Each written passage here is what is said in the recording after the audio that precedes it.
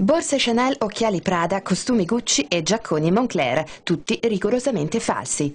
La squadra mobile di Venezia ha messo a segno un nuovo colpo nella lotta alla contraffazione e al commercio abusivo, sequestrando quintali di merce che provenivano da Atene e finivano sulle spiagge del litorale veneziano. I plichi, i colli contenenti la merce contraffatta venivano spediti direttamente dalla Grecia, da Atene, qui a Venezia, da cittadini senegalesi a cittadini senegalesi che poi provvedevano allo stoccaggio in un paio di appartamenti siti sul litorale tra Jesolo e Caorle e quindi alimentavano poi il dettaglio di questo abusivismo commerciale e dell'appunto contraffazione dei marchi.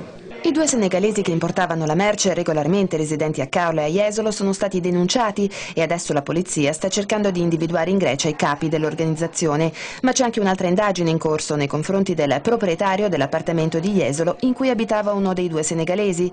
In pochi metri quadrati gli investigatori hanno scoperto 6 posti letto in condizioni igieniche molto precarie.